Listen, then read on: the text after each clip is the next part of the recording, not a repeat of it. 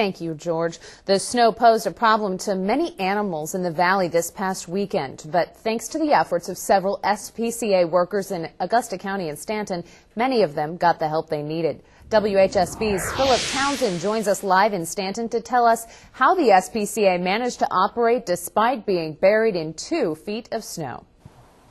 Haley, many folks at the SPCA couldn't get into work over the weekend with all this snow, but several employees actually camped out with air mattresses to make sure they could care for the animals.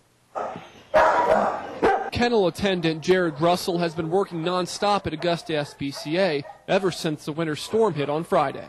Well, quite frankly, it was really crazy. I mean, I've never seen snow like this before. Most of the employees were snowed out and couldn't get into work. But Jared had other plans. He and a handful of workers set up air mattresses and camped out at the center through the weekend. We figured that this is going to be, a pretty bad blizzard, and we're going to be closed for quite a few days, and to have nobody come up here for, 2, possibly even 3 days, it's just too much for these animals to handle, and they're already stressed out enough the way it is.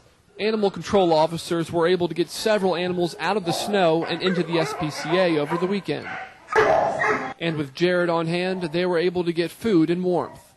I thought about that, honestly. I thought about the dogs that were tied out, and some people, they don't bring their dogs in. And I was a little bit afraid for them, but I was glad that we were able to be here and take care of our animals here. It's hard for animals to get around. Now that the roads are clearing, SPCA Director Debbie Kaywood says they're relying on help from the community to bring in more animals that are struggling through the aftermath of the storm.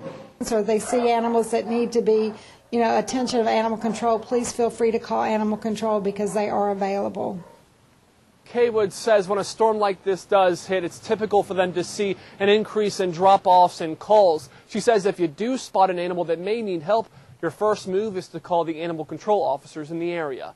Reporting live in Stanton, Philip Townsend, WHSV News 3. Thank you, Philip. And employees at the SPCA say they have plenty of animals looking for a home this holiday season.